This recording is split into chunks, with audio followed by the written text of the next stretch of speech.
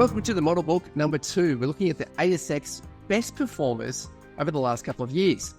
We've looked at 5 already. This is volume number 2, the next 5.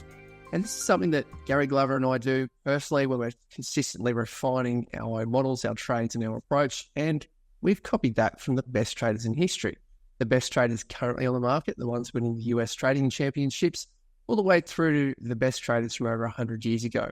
They've all studied the market leaders, and that's what we're doing here today, because seldom do people actually look at the ASX to find the best performers on the market. We do that consistently with the 30-30 list. We do every single Friday. We look at the top 30 momentum companies on the market, and then we look at the top 30 launchpad, quite often where these companies, these market leaders, show up before they actually start running. Gary Glover and I do that each Friday. The members get the list earlier on a Thursday, but the 5 companies we're looking at today have been some of the best performers over the last couple of years and some staggering charts. The man guiding us through the technical components, the setups, volume analysis, the price analysis, and overlaying all of it together is Gary Glover from Novus Capital. Good morning, Gary. How are you?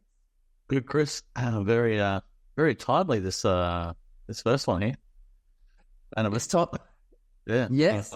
On a week where we've seen actually after like a 50-60% decline, after these things being the hottest things on the planet, they have had a bit of a jump this week. So after a big decline, but it does highlight, I guess, momentum stocks as when you do get these big 100-200% returns, in short periods of time they are sort of followed by some large corrections, as we know.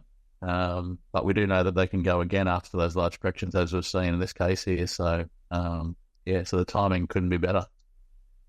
Well, it is a phenomenal chart, Bannerman, and you've picked it for a reason to put it into the list. And uranium definitely is lighting up on the launch pad that we discussed earlier today. So we'll see if that transpires to be another run. And I think you'll walk us through where you identified that once before on the same sort of list. Just for context, a quick background on Bannerman Energy. They're a mining company. They're focused on uranium exploration and development as well. And their main project, the Tengo uranium project in Namibia over in Africa. Now, most people know, but uranium is used in nuclear power and the green energy transition. Generates electricity, and it has seen a huge resurgence in the last few years because the demand for coal, oil and gas, the fossil fuels, has dropped off dramatically. And there's that real push to go green. Nuclear seems to be the way to address that baseload energy. It has always been that case, but Fukushima saw it into that in 2011 and it saw it drop off, which partly fits into the chart that we've got on the screen here. I'm just going to quickly go through some of the main key points, the reports and external factors that impacted the chart, and then Gary's going to go through and have a look at the technical components. So this is a backdrop. We started seeing, so if we can get the dates here, we started seeing that in the periods of the chart that Gary's got. So we're looking what are we looking at on the dates here? We're seeing late 2021 and then the VCP building into 2020, into the start of 2021, which is down here, right in this Zoom area. So we were seeing that the US and EU were in talks of uranium and energy transition. We also knew that Cameco and Kazatomprom, two of the largest producers of enriched uranium, and Cameco also one of the largest traders of uranium in the world, they lowered production and we started having hedge fund speculation. So the two met off, increased demand of speculation, increased demand of hedge funds participating after years and years of lower production. That's the tick here. And then we also had a Otago 8 pre-feasibility study on track. That was just this little star. The stars are then showing the quarterly cash flows that are updating the market with their announcements that they need to do on the ASX. We also get this announcement here saying Otago 8 pre-feasibility study still on track, updating the market. This little tick here, which really shoots the lights out, we see US and EU, they have their green energy transition strategies that they're announcing to the world. And that's political statements and announcements coming through. We do see a sort of pullback. We have the quarterly updates once more, the stars. There's a 40.7 million placement, and then a couple of weeks later, the share purchase plans announced. They're the 2 pluses. More quarterly updates. And then we've also seen supply disruptions in Malaysia, and that also had production halt. So when you've got a large portion of the world's supply being constrained, it can be a problem for commodity prices or commodity supply, and then the prices shoot up. So it was about $60 per pound. That was the highest it's been since Fukushima, 2011. And they recorded long-term contracting activity securing future energy. And that was happening around the world, around the globe with that supply constraint. They're also trying to get longer-term contracts for the Russia-Ukraine supply issues that were happening around that time. Fourth quarterly updates, 5Bs, and then a tick. We've got Kazatomprom here. Their production shortfalls coinciding with the uranium price going up to $100 per pound. US and UK announced major investments into uranium enrichment and production. And then there's more long-term contract demand. Without drilling into too much detail, we know that from Cameco and understanding their traders and listening to the reports that they've had over the last few years, this is the one commodity that's very different. The spot price does not actually tell the full story or much of the story at all, because no one actually goes out and buys spot uranium to put in their back pocket or store on the docks or store in silos. It's the long-term contracts that really show the supply, because it's the only people using uranium are either universities in small doses or nuclear power plants. So that's why the long-term contract demand is so important for uranium. More 5Bs as the stars, more 5B cash flow updates, and then this other star right down here before this next rally, Otago expansion, the scoping studies announced. 5B update, and then an $85 billion placement as it's coming back down the mountain, which gets us to about near where we are today. That's the backdrop of uranium news and the updates for Bannerman themselves. And this is where we lead over to Gary walking us through the first chart that he's put into the model book here. We're coming, for the context, we've got March, April 2020 and building a big VCP for the majority of the year to where we're having it November, December, where we saw that update. We started off with the news cycle. So Gary, over to you.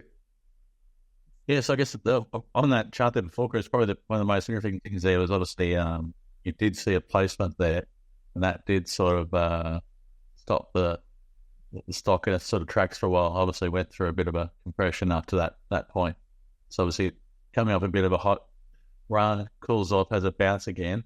Obviously Bannerman realised that this missed the top, sort of price strong again, thought we'd better raise some money here.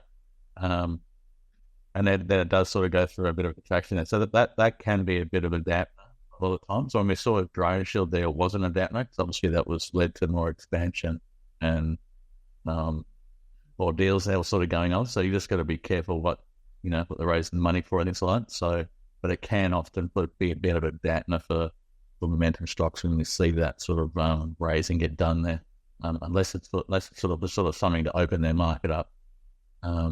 Can be a bit of a down, and that obviously caused a bit of a contraction there. But yeah, if you look at that chart there, I guess what I've done there is I've probably gone back a little further than just the last couple of years there, just because I think in context there, it does sort of highlight the sort of stock here. Because obviously this was sort of not around for that long there, but you can see there from sort of 20 through to end of 21 there. So within 2 years, it sort of goes from 20 or 30 cent low there up to $4 there. So goes up more than 1,000%. So it's a fairly decent move there. So that sort of tells you sort of the sort of potential. We're sort of we know with these sort of model stocks that they have a 100% move. The next move is probably only going to go around the same amount or maybe slightly less. That sort of gives you an indication of sort of future moves there. But when you see something like a 200 or 400% move, then you know that you can have another big move that follows there. So this is a pretty big move there. You saw a couple of things there, sort of like a BCP sort of set up throughout 2020, did sort of break out there. So whether you're buying like a 52-week high or whether you're just buying that breakout of that range there, you still had a potential sort of trigger for that sort of stock. You did get a second BCP in 21, so pretty interesting there, because obviously there's 2021 were pretty volatile markets, so this was showing sort of strength throughout that period there. So whereas the market was sort of going up and down through COVID, there there's pretty nasty declines through there. So definitely showing a bit of relative strength for that period there, and then did break up and have another big move there to the top, and then go through a bit of a contraction phase there. We sort of see that contraction phase, you're around October 2021, and then that's basically sort of gone through like a 15-month, almost 18 months contraction there.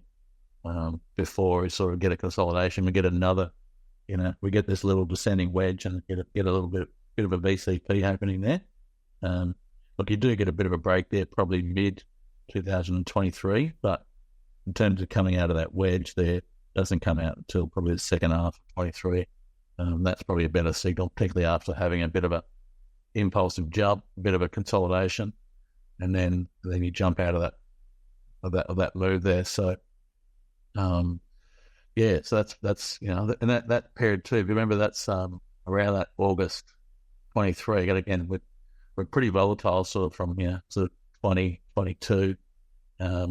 Remember the bear market found a low in October 22, so it was still pretty weak, even though we did bounce out of October 22.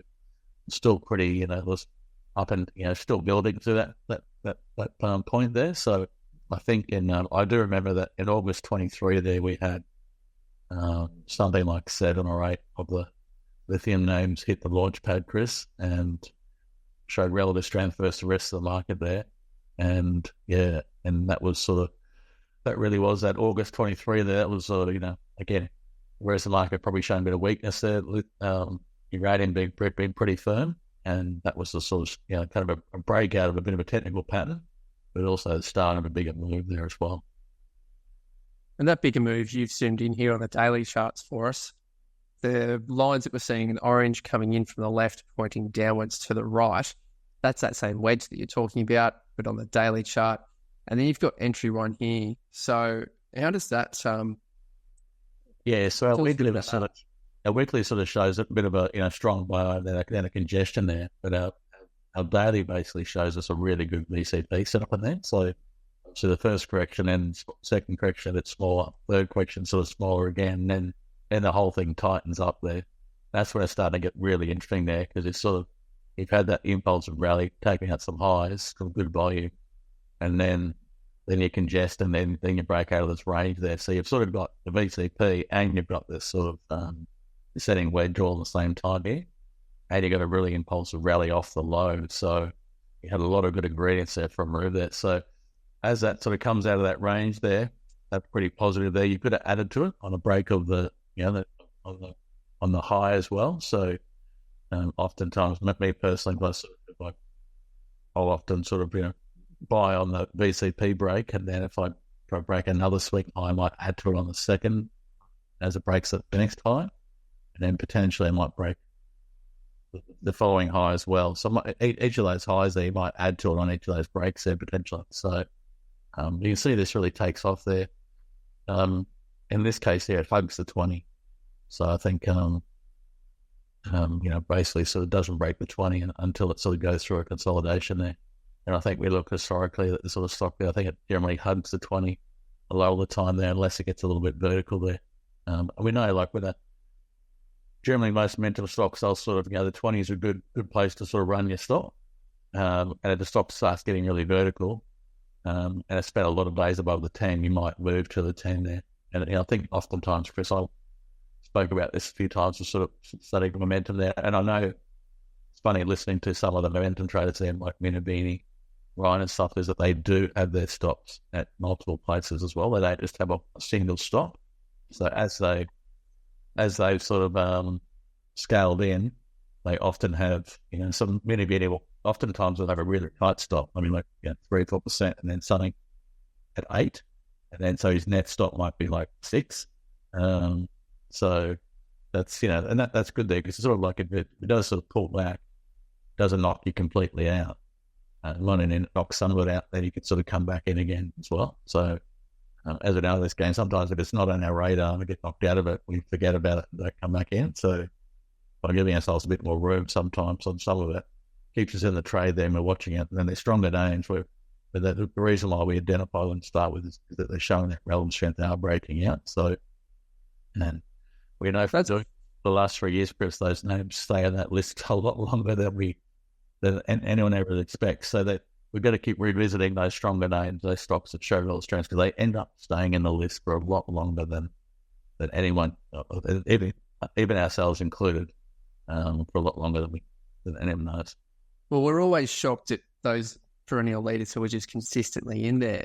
And it's probably a good point where the question becomes, okay, well, you know that it's been a momentum leader and it's going through this consolidation phase, which is right in front of us, this VCP in the middle with the two orange lines sort of creating the wedge format, and there's entry 2 written smack bang in the middle. We know that this is also coinciding with the end of just December 2023. So, giving you a Dorothy Dixon question here, what happened in December 2023 and what brought it to your attention that this could be a possible trade happening right at this point, the end of the VCP?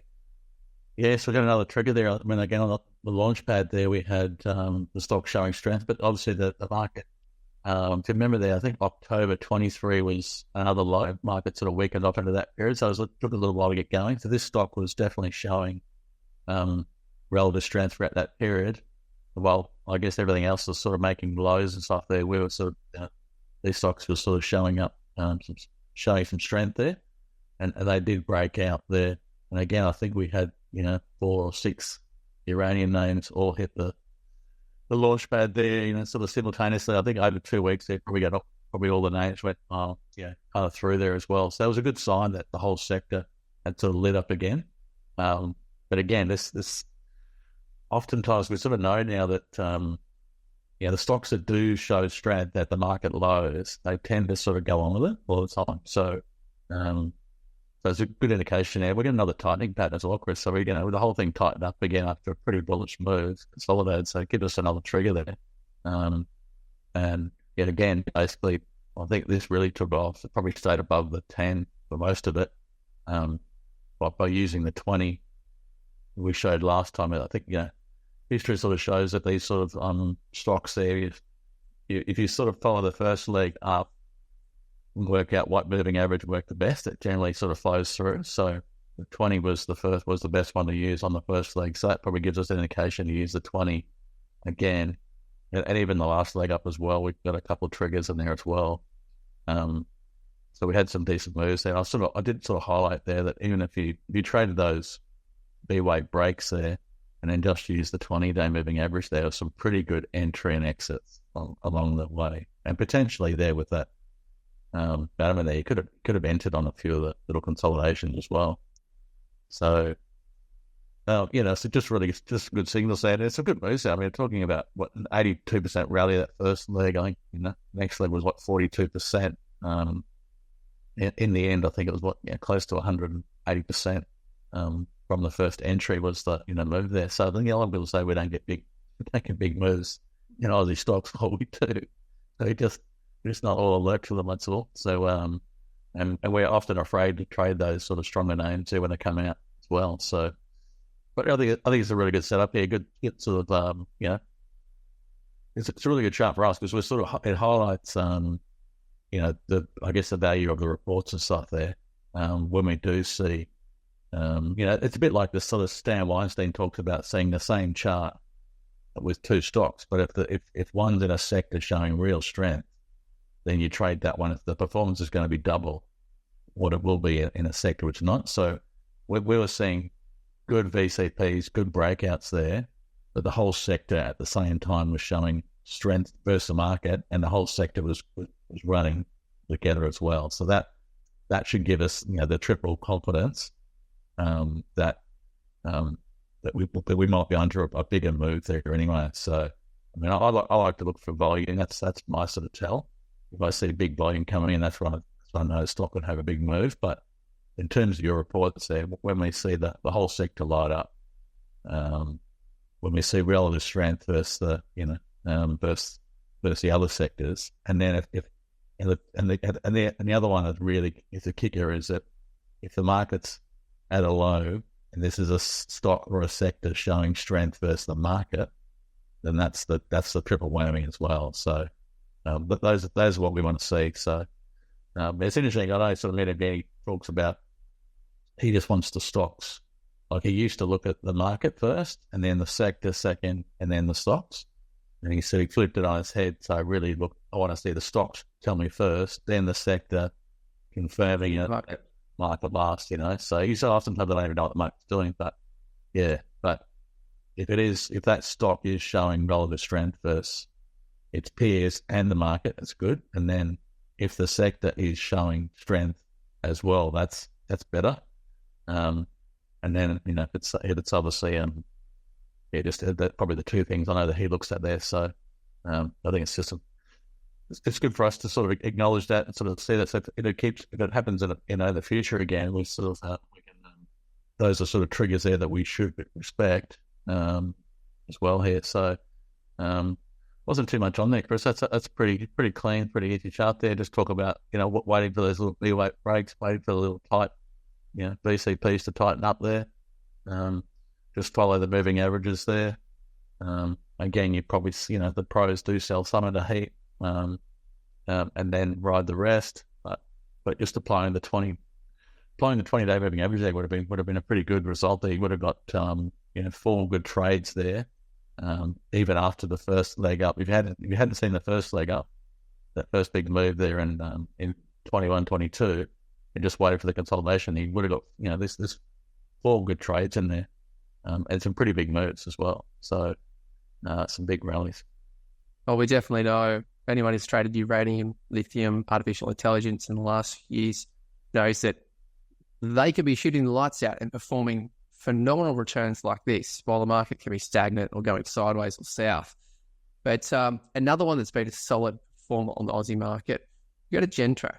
Now, this is a long, easy, beautiful chart. The quick backdrop for Gentrack is they're a software company born out of New Zealand's power market deregulation in the 1980s.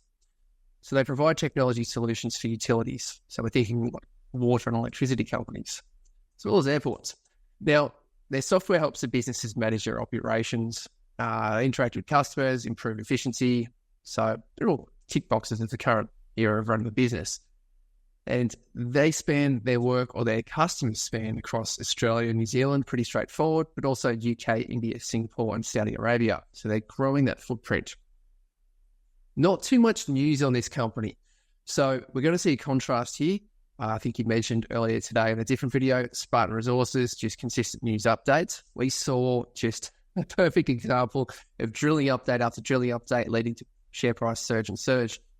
This company's a little bit slower moving in the sense that it's a utilities technology company, but they are technology, so they could be talking about more deals. Anyway, there aren't too many stars and notes on this chart.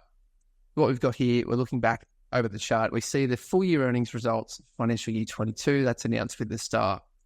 The highlight was strong revenue growth despite global challenges, and they indicated a recovery from earlier operational setbacks in prior years. You look to the left of the chart, it's quite different to what we're seeing here on screen. Nonetheless, huge volume, as Gary says he's looking for that volume. You can see these bars from the bottom just shooting way up into the price chart. So big volumes and big gapping up, big price movements, what Gary would call game changer, but I'll leave that for his analysis. There's an earnings call and revenue update, which is over here. And then this little flag. So this is the earnings call and revenue update, this big gap up, and then also huge volume. Then there's the flag, which is added to the S&P 300 index, the XKO, the top 300 companies on the ASX. What that means is that a lot of analysts or funds and some ETFs only buy within a certain universe. As soon as they move into the 300, quite often that's a universe where the cutoff for research is. It's quite hard to get research from a large company or from a reputable research firm for companies outside of the top 300. That's where we go to small microcap managers for those interviews, because they're the ones who are doing the work and rolling up the sleeves. So that's a real third-party endorsement in a way. Jumping up to the annual results here, the year-end 30 September, that's announced, and then they shoot the lights out once more with solid volume. You can see down here these consecutive days of huge bars. So they invest in Embers Energy. What this does is this adds another kind of bow to their quiver. It's optimization solution that bolsters their offering and sustainability and efficiency avenues. So their existing clients, it's almost like an upsell capability. Moving up, we see another jump up. We've got an upgrade to its revenue and guidance during its first half 2024 earnings call. That's that huge gap up, and there's going to be decent volume down here as well, followed by some chunky volume. Then they're included in the S&P/ASX All Technology Index, and then added to another index. I've copied and pasted the wrong one there. I think that's the top 100 that they're coming into. And that gets us to about where we are almost today. But, well, that's the background, just steady, consistent, not too many updates, but good earnings updates, thinking back to the Keen Slim model. With that lead in, we'll go to Gary, who's got some VCPs on the charts here for the end of the second half of 2022. What's your trigger there, Gary? What are we learning in this chart? Yeah, I mean, look, it is. I mean, the thing about this stock is it is a sort of obviously sort of starts as a sort of small cap and obviously sort of grows. And then as it grows there, it starts to, get into those, the different sort of caps there. So the weighting starts to, funds start to pick it up a bit more as well. So obviously, good small cap stocks, they obviously attract a good growth small cap managers then. But then as it grows there, they sort of start to filter through into different indices, and people are going to have to keep added to their weighting. So it does sort of often propel some of these stocks. Does show a little bit, this stock does have a little bit of volatility to it as well. Like in the early days there, as much as it's sort of a bit of a smooth sort of just, consistent runner, it does have a little bit of a choppiness to the stock there, probably because it's a bit lightly traded as well. That's the thing about some of these sort of smaller names you can. So you sort of probably, with these smaller ones there, you do probably need to trade a bit lighter with these ones there. Give yourself a bit more room. They do move around a bit. That's the one thing I've sort of noticed there. But I mean, just looking at the start there, I think, there was a bit of a down, did float early, had a contraction there, which often happens when they sort of first get rolled out, and then they sort of start to build from there. So, if you were sort of watching the stock there, you'd, even though it had a bit of a price contraction there, the first little setup there wasn't until sort of the end of 22. So, again, this is kind of interesting, really, because, again, the market was finding a low in October. This had actually had a rally, so actually was showing a little bit of strength. So while everything was sort of was finding a low in October there, this was actually rallying pretty early. So really, while, pretty much everything's getting crunched, this was sort of jumping out of the gates there a couple of weeks early. So it's sort of showing a bit of strength there. And the price action did tighten up, and then we did see a bit of a breakout there, and we saw some pretty decent volume there as well. So sort of the first ingredients of maybe a potential breakout there. And look, even if you miss that break, we saw that the whole thing really had a pretty impulsive move, really big move. Obviously, you moved from 150 up to 250 there, so you've had a really, really big move there. So would have been on your radar in terms of showing relative strength as in big performance there.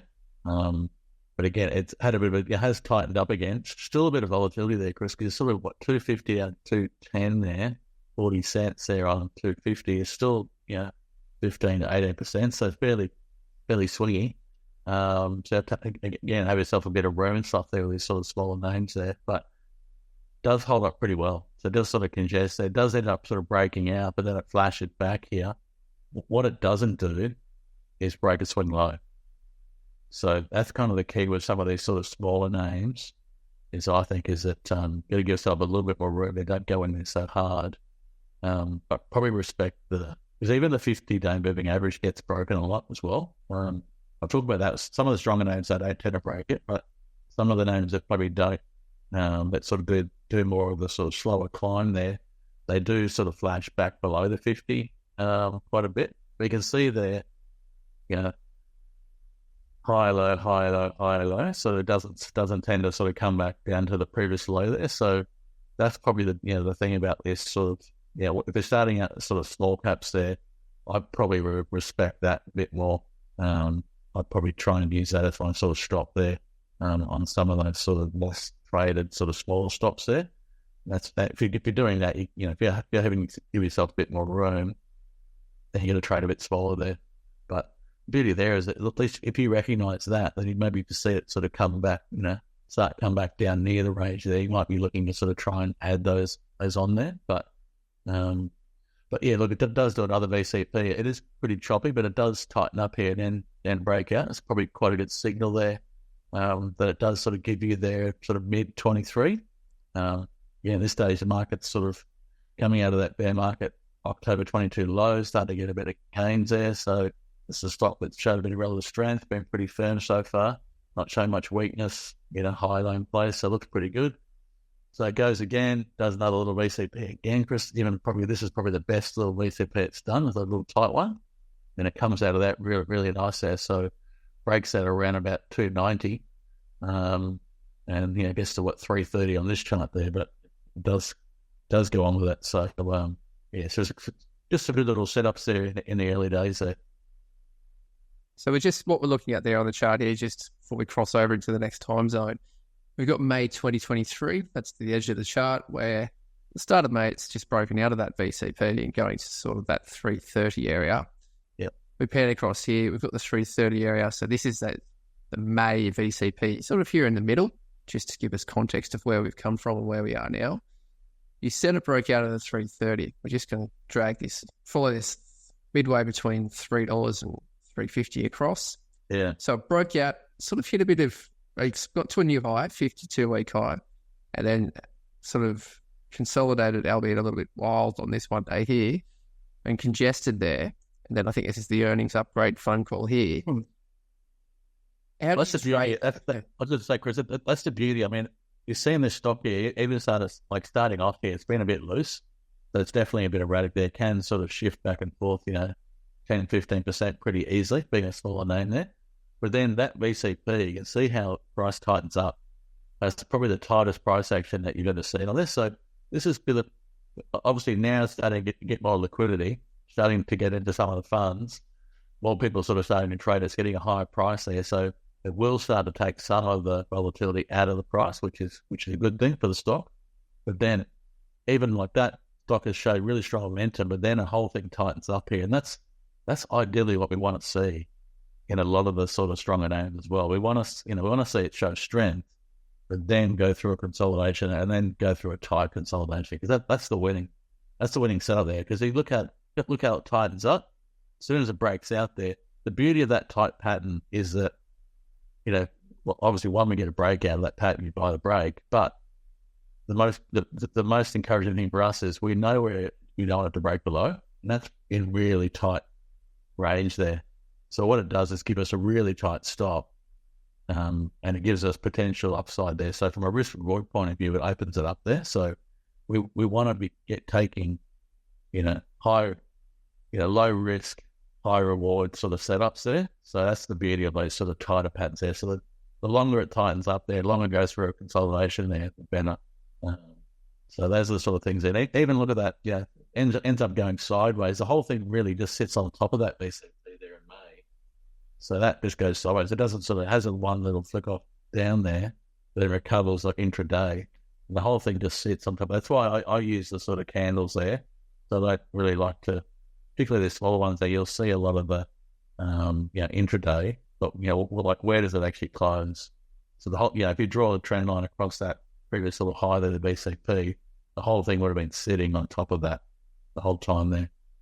And then it gaps up again, So the one thing is this stock, it tends to sort of run and then consolidate and then run and consolidate. So that's kind of the theme of these sort of, when they sort of start off smaller like that, because they do need time there. Oftentimes we talk about those bigger names having like the 100% rally, then they go through like a 2-month or a 5-month or sometimes a 9-month consolidation before they go again. So, but if they stay nice and tight, that's telling you that it's not showing much sort of selling. The sellers aren't struggling to push this down. I mean, that's really a corrective process there. So McLaren used to say you either get a correction in price or you get a correction in time. And that's a correction in time there, because all it's done there is gone sideways. It's hardly given up any of the gains at all. So that leaves it in a really strong position there. So as soon as it starts to come out of that consolidation there, we should buy that. So even if you bought, you might have bought that in August there, coming out of that little break there. But then, if you had say a 5% stop or something, or, something tight there, you might have stopped out again. There you go. Stop's not ready. Threatens again, doesn't go there. Threatens again, doesn't go there. Maybe it stopped out again. Then it finally comes through and breaks out there. So it's the beauty of sometimes the trading there will give you a few false starts there. But then, once we sort of come out there, then it really goes on. There goes pretty, has a pretty decent move again. Pulls back, sits on top of the old high, really. That's all they say is just come back, retrace until that high, then gone back again. Then this sits up really nicely. Okay? That's a really, really nice cup of the handle there. All that sort of congestion there. It's a beautiful little cup. The handle's basically sort of sitting above the midpoint, close to it again. And then it goes through on pretty good volume again. So again, this is sort of why we talked about this today, Chris, is that the quality to match on the strongest names there they can stay there a lot longer than you think, and they can just keep setting up over and over again. We're seeing those names that have been the strongest there. They just had setup after setup after setup. So you're really sort of looking for them to, they will have a breather. They will, sometimes they'll come back to the 50. Oftentimes they'll even break the 50. But then once they start to get back above the 50 again and start to stay firm and then congesting under the high, that's the David Ryan sort of trade. Is he loves to sort of see those stronger names congesting just under the high. So whether that's the handle of the cut there, sort of like that setup in November, that's a beautiful setup there. I think TUA, I think NXL, some of those strong names, they all do that setup. So that's sort of that handle there, and look at beautiful covered handle. Look how it comes out. So, because again, people look at those setups. So as soon as they see come out of that handle there, they know that's a really strong pattern. That's a momentum pattern. The strongest names do that setup there. Look how it's come out there. I mean, it breaks the $5, and it's what 620 here, 630 here, and 1, 2, 3, 4, 5 days. So really, really aggressive move. So, well, as you were saying, the momentum leaders, and then they have that consolidation. They're on the momentum leaders, the top 30 chart, having this explosive movement throughout March 23 all the way out to that gap up in May and June. Still be momentum leader, but then as you say, it's consolidating. As it flicks itself out. Have a look at that volume there, Chris, as well, at the end of the year. So look at that. End of November, So this thing breaks out there, big volume. And it doesn't just have flash in the fan volume. Yeah, it's like, that's big volume. 5 days of big volume.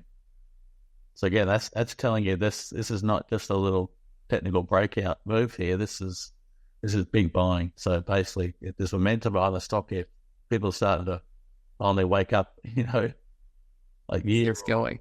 15 months or 18 months after it's been running for a while here now. So this stock has shown no weakness at all. So really, each pullback has been small and been tight. And what happens here is that the whole thing again, it just tightens up again, Chris. It doesn't really, has a little bit of a pullback, probably comes back less than half of the range, and then the whole thing tightens up again.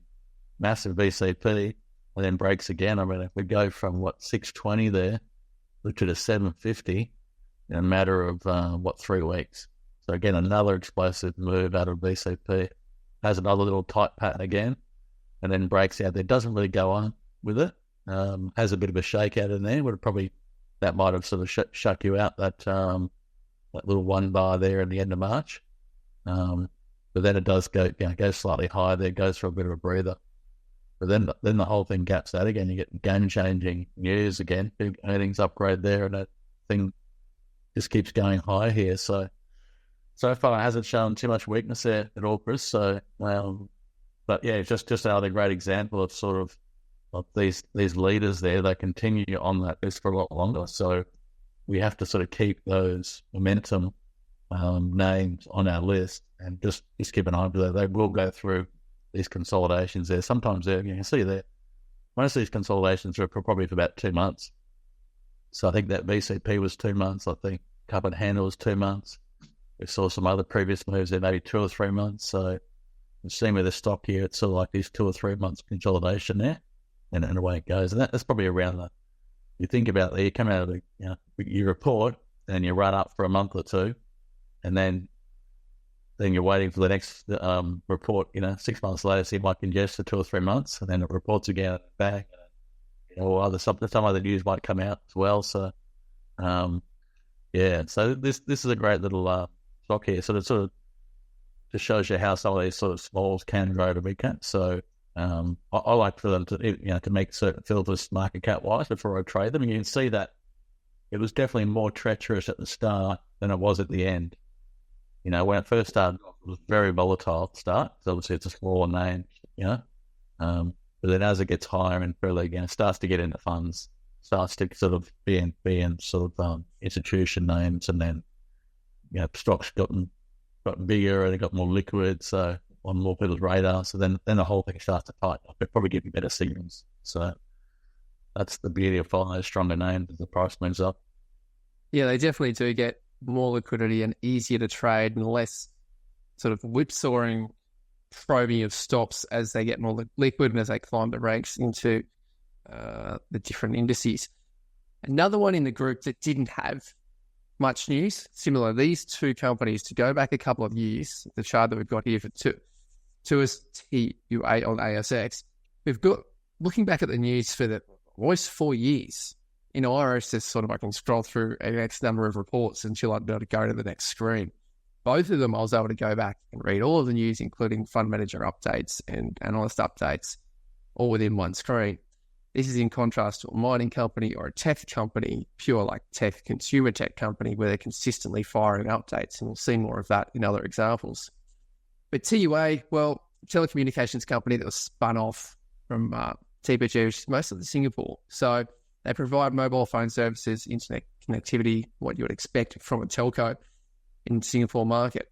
Now, this company, we're going to jump in and have a look. We can see the flag on the left-hand side on this chart. It's a spin-off from TPG, and that's where things really kick off. But they're sort of an early company, and as Gary says, he studied these IPOs in a fair way to understand how they do trade in certain markets to look for, and he does get them on his list for 12 or 18 months before, because they can take that long to sort of find their feet and get running.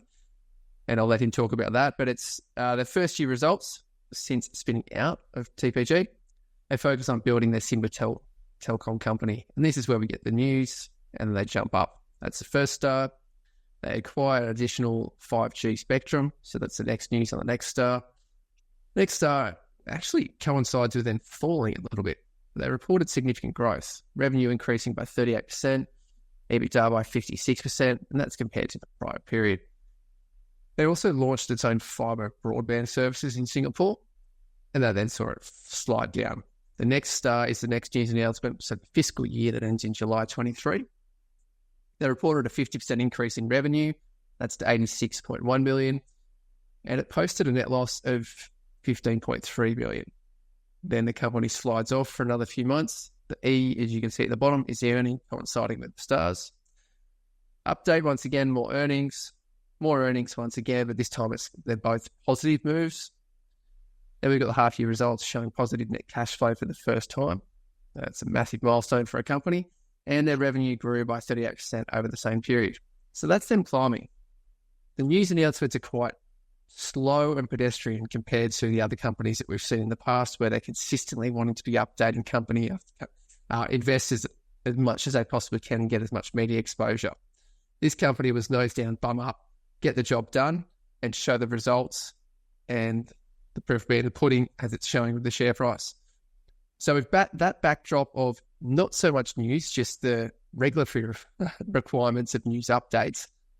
We hand over to Gary to see the demerger opening at 50 cents and then this big consolidation. So what are you looking at in this chart, Gary? Well, two things there, obvious things there. So this was this was David Teo, who was, very, respected.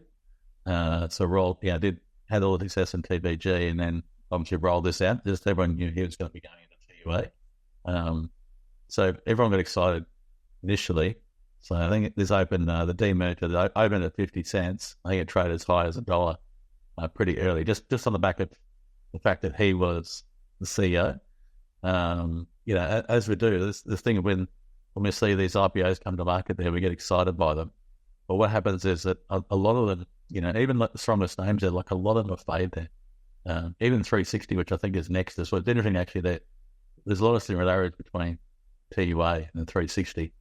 So I think they both halved from their issue price and stuff there when they came on there. They all could go back and retest. And I think there's a pretty sure there's a stat too there on the on IPOs there, something like more than 80% go back and retest the lows and stuff there within the first 6 to 12 months, something like that. So they will go back and undercut their process. Oftentimes these sort of people get excited by the names and then get drawn in and probably think they're going to kind of buy these IPOs early. Well, they often sort of go through a consolidation. You can see there that after getting to $1 early, did come back all the way back down to sort of some 50 cents. So it went under the opening price there. But this thing went through a sideways motion there for pretty much a year, Chris. It was a year later after. So if you'd sort of bought early there, you could have been underwater for a year before they sort of started to even sort of start to move up in the right direction there. But we see there, big VCP, but that's why we sort of look at some of the biggest names there.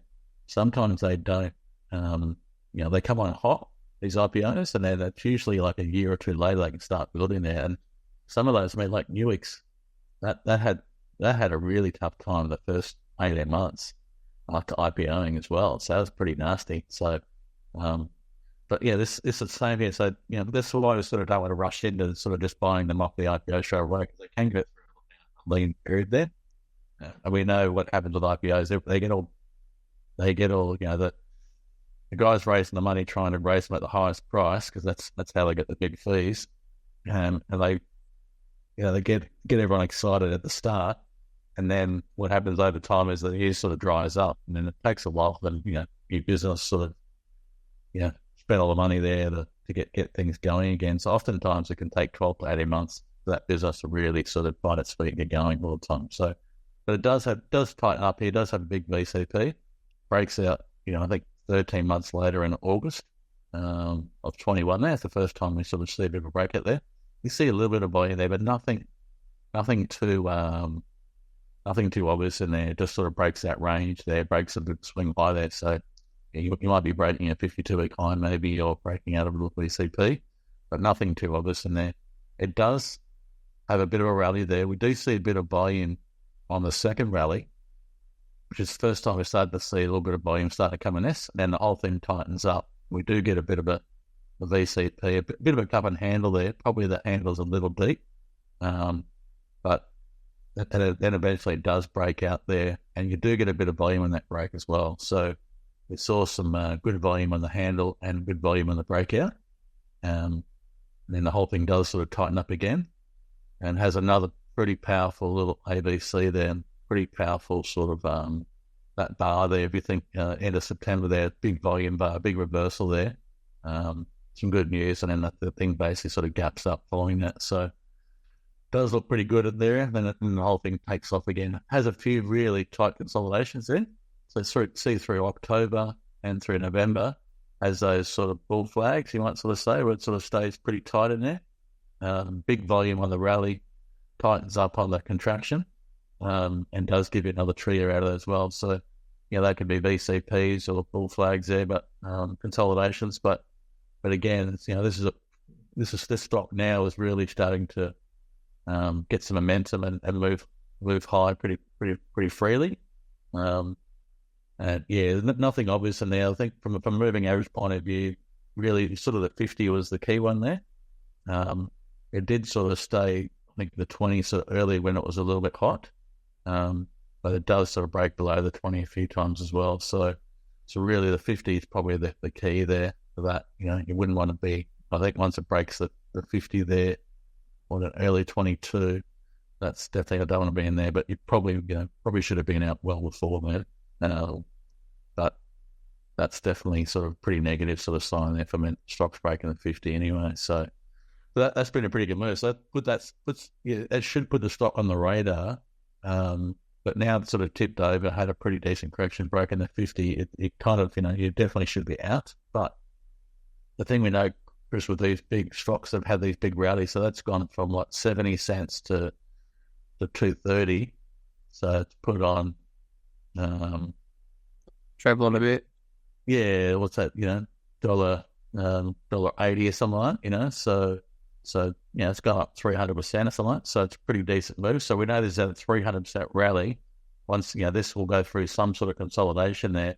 Once it goes through a bit of a breather, has a consolidation there, it potentially can have another big rally as well. So it may not be exactly the same. There might not be 2 or 300%, but might be 150% move. There's potential there on the next leg then. Just knowing this has been a really, really big move here. So it should be on a radar there in 22, but we probably know it's probably going to need a bit of time there. So if a move like that, you probably think 2 months is probably too quickly, but maybe you might be thinking maybe 4 or 5 months, maybe 7 months. So should be on our radar anyway.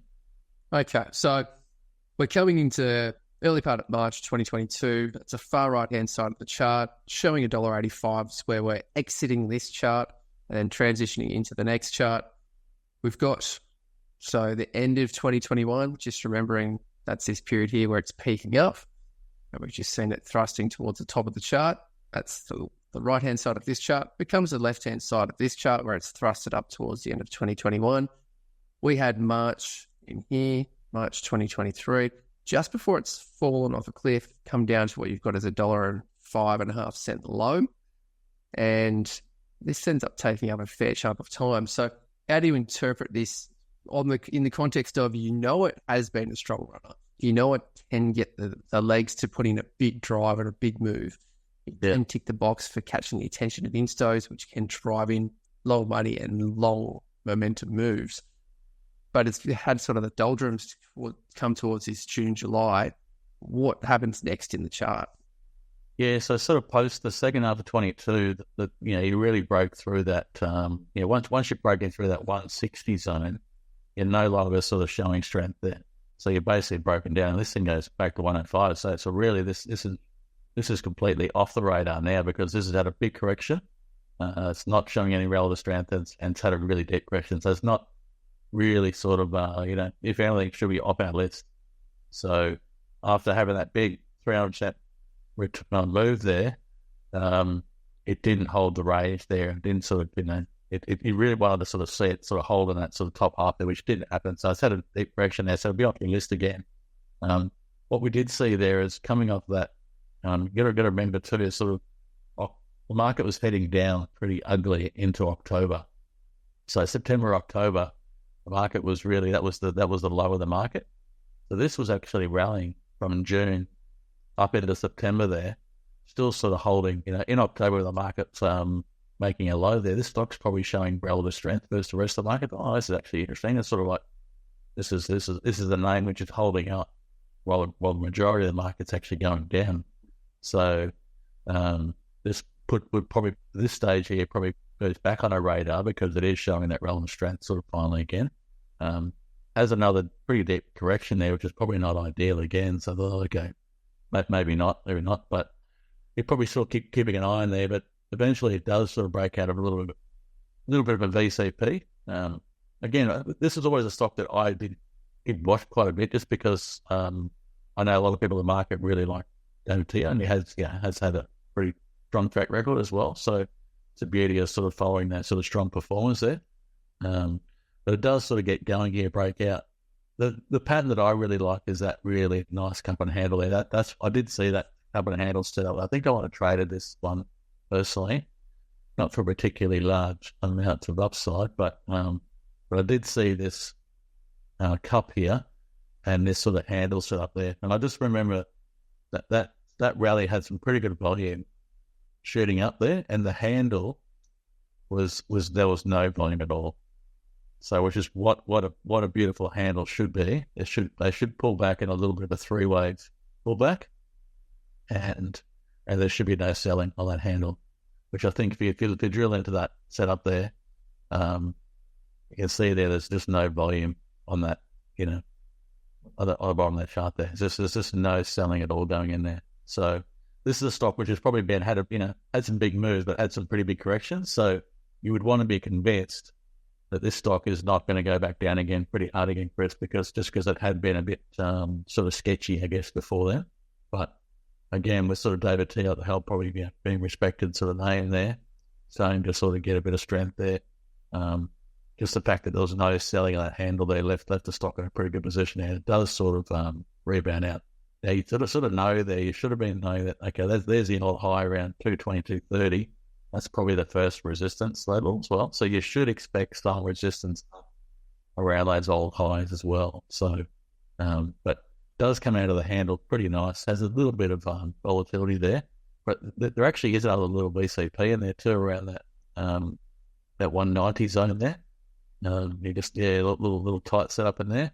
That's a little David Ryan sort of like consolidation just under the high, and then it pops through. And even that breaks through 195 there and goes to 220, and that's like a nice little trade as well.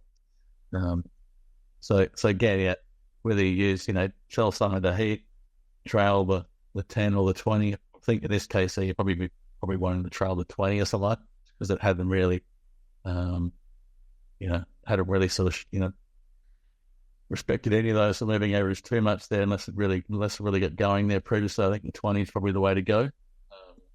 But then you're sort of waiting for, you're probably expecting some consolidation at the old high again.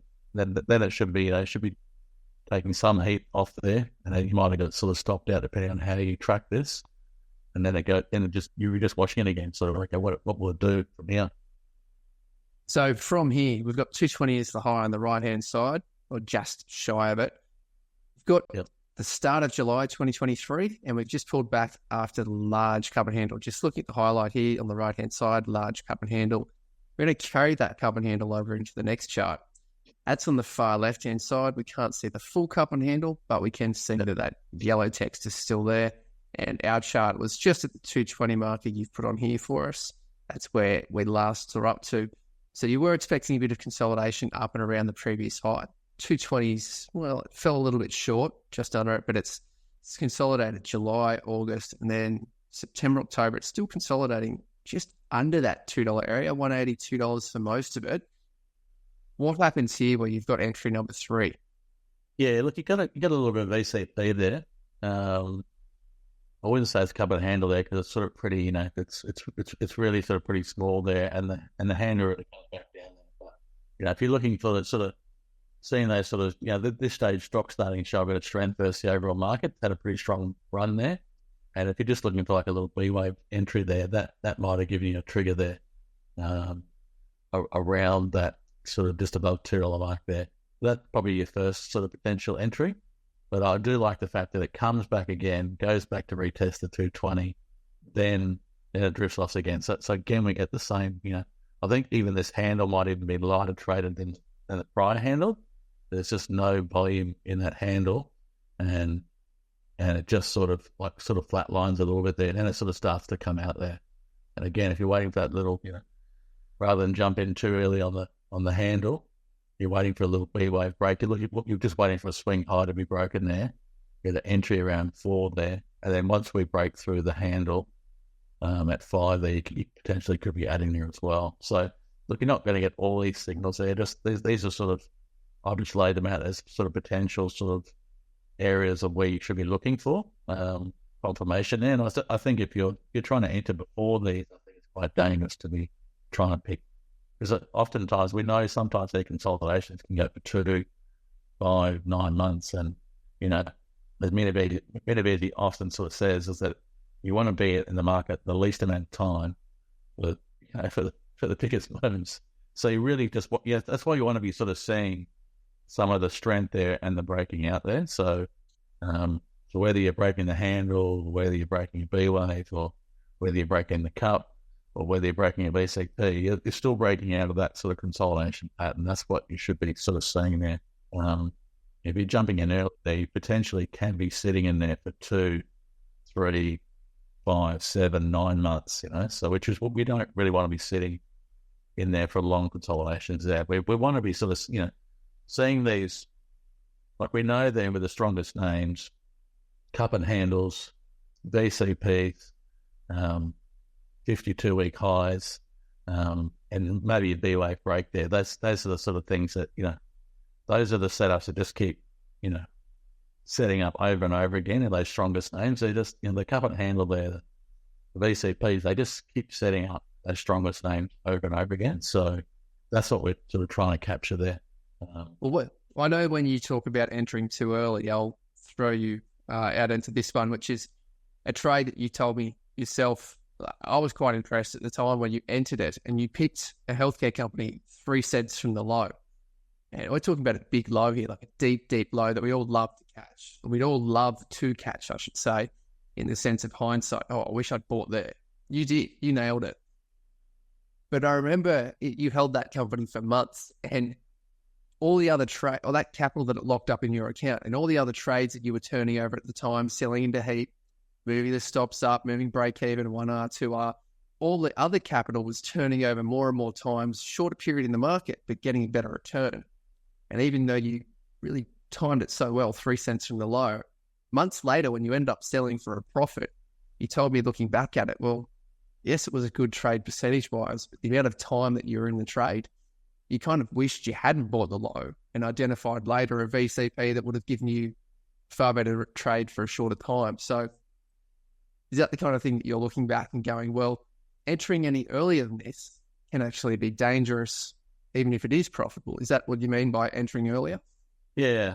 I've really changed some of my, like I still trade the same patterns and setups that I've traded 2 or 3 years ago, but I've refined my rules now to keep me out of trying to keep me out of the dead zones, and try and just be in the market, try and capture where the market's going to move as well, and even the false breaks now. I'm trying to find those stronger false breaks in the top half, and the undercut, and just trading the leading names as well, and then even like I just I think sort of I think it's human nature to sort of try and want to buy near the lows and stuff there, but you just have to sort of, if you look at all the professional momentum traders there, the ones with the best track records, that none of them are trying to pick lows. I mean, William O'Neill, who's, had one of the best records there for years, he was predominantly buying 52-week highs. He was doing the opposite. And yet his performance was probably beating 95% of other portfolio managers on the market, just buying the 52-week highs, buying the cup and handles, buying the breakouts there, just buying those stronger setups and those breakouts there. He was often buying highs. So it just goes to show you, you really got to try and focus on the stronger names there, but those classic sort of setups there. I mean, that was a beautiful cup and handle coming out of that, November sort of 23 as well. And that was sort of, I think market had pulled back in October 23. Remember the October low was 22. October 23, market showed some weakness there. So this was sort of showing, again, this was up. This is a whole classic, the strongest names are showing strength where the market's at their lows, and within 2 weeks of the market finding it of a low. So that market came back in October 23 and made it quite a deep high low, the actual index. This was at, within 2 weeks. What's this? The first week of November, second week of November. This is at a new high. So this is exactly the type of characteristics that history says are the strongest names. So when the market's making a low, the strongest names will basically be, will be consolidating under their highs, and within 2 weeks of the market low, they'll be at 50-week highs. Yeah. So if we just imagine you could just program that for us, or if you knew where the market lows was, add 2 weeks. Which stocks are making 52-week highs after market lows? I mean, just go back and look at that list. Yeah. Well, you're going to end up finding a whole lot of the names that you've put into this model book, and that's making weakness. That just shows us the sort of strength there. So look, if you know that, I guess the beauty for me is I do follow a lot of timing cycles and market cycles. So you had a strong indication that October 22, which is a midterm year low, those are big lows of markets. So that was, to me, probably the easiest low you probably find in the last 4 years. And you can go back and watch all of Gary's videos when he was calling that at the time. Just see it. I mean, those are just sort of certain times and certain years and cycles that do stand out. So you can find some of the lows easy there, but it is interesting there. I mean, that sets up again, has a pretty, go from 220 to like 340 in pretty quick time. So that's like a 50% rally within 2 months. So, that's shown strength. Then has a bit of a pullback there, tightens up, gives you maybe another little trigger there on a B wave, does go through a bit of a VCP, tighten up again, does break out, but then have a little bit of a throwback in there, which you often do see. But the thing does sort of pretty much over 50 most of the way along here. Has another VCP, starts getting a little choppy here. But again, look, maybe if you're, if you've been writing this and you'd sold some of the heat and then you're just trailing the rest, that's why I personally do like some of these sort of more choppier names, maybe the smaller cap names, just running the last swing low as well. So rather than Like I think if they're really fluent, then I'll be using that sort of 10 and 20 day moving average to sort of move in and out. And I'm probably more shorter term. But if I was an investor, I might be using maybe the 50, or I might be, or I'll be at least using just the last swing low. So just keep using the last low to keep edging up under there. You just sort of see here, it doesn't really tend to break a swing low all the way up here. So last thing on the chart, you do see a little bit of an overbalance there on TUA. So has broken the 50, which is probably not so good. Has broken previous swing low, which is probably not so good. So that might, that definitely should have you out here after a cracking run here. But there's plenty of VCPs in here, some couple of beautiful cup and handles there, which is what the strongest momentum stocks are supposed to have, the cup and handle setups, back to back to back, So that's what we're looking for. So yeah, strongest names, classic patterns. I mean, it's just, that's what we're looking for. So, there's good to have these in your library there, so you can go back and sort of see what the strongest name should look like. So if you sort of see a stock setting up here, there's a couple of stocks that we talked about today, Chris, that have had big moves in the last few weeks. So we got to watch those now, see they have some consolidation, see if they set up like this. But they might be weeks away or months away or multiple months away. So you're just going to be patiently waiting for those consolidations to occur and wait for those classic setups. Well, surfacing for those classic setups, Gary's talking about the 30-30 list that we talked about on Fridays, with the top 30 momentum and top 30 launchpad. The next chart, the next company, it was consistently in that top 30 momentum list week after week after week after week. So we're talking about Life360 being the San Francisco-based technology company that's specializing in family location services. They're best known for the phone application that provides GPS location for your approved contacts. So they're a phone app, a technology company, a software company, and selling direct to consumer. Now, if we zoom in on this chart, we're going to see the stars and the flags. The flags are changes that are added to the S&P index and also dropping out after the big declines. So we see the first flag on the left added to the S&P 300 index, what we've been talking about before, which can be the line in the sand for larger research houses providing research, and then also getting institutional support after that. And then the stars really coincide with the market updates, the news announcements. So what we do see here coming out, looking at 2020 is the very start here on the left, and then the E's are the earning announcements at the bottom of the chart, making our way up the side. So remember, we're coming into lockdown here. So this is March 2020 on the far left, just outside. So I should say just here where we're sort of bottoming out with the market. And then as it climbs out of that market, this is what we're seeing here. From the news announcement, we're seeing 39% increase in monthly active users, which is a key metric for the company that's not quite profitable. And then year on year, that's the increase, and then reaching 47 million users. So technology company, that's their metric. They have a capital raise right at the top here, $280 million to fund the acquisition of Tile and provide additional working capital. Tile seen as sort of a competitive technology and hardware technology combination at the same time. So taking out that kind of competitor. These percentage increases that we're talking about, we're really echoing from what Gary talked about, William O'Neill, where you used his cancelling method. Australia, we report twice a year. USA report 3 times. But after this placement, they've fallen off a cliff. The share price plummets, and then we see the update. They've been added to the ASX 200. They do fall out a little bit later over here, dropping out of the ASX 200. Remembering throughout this period, we've seen a huge shake-up in the market composition because we've got lockdowns. Companies that are soaring during it, like the Marley Spoons and the like, that are shooting the lights out with home delivery, online sales, microchips, and then the bricks and mortar stores are falling off a cliff. So big composition change within the ASX 200.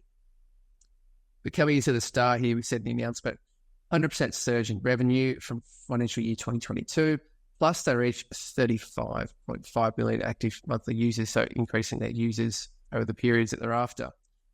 They've re-added to the S&P 200 back down here, and then we're seeing more news announcements, the stars on the chart, which is where we're going to see some of the gaps up. So this gap up down here, sort of April, May 2023, and then another announcement here, sort of July, August 2023, and then a huge gap up here that we see 2024. The revenue growth is surpassing analyst expectations. That soars let's get a speeding ticket and a market update with that next start.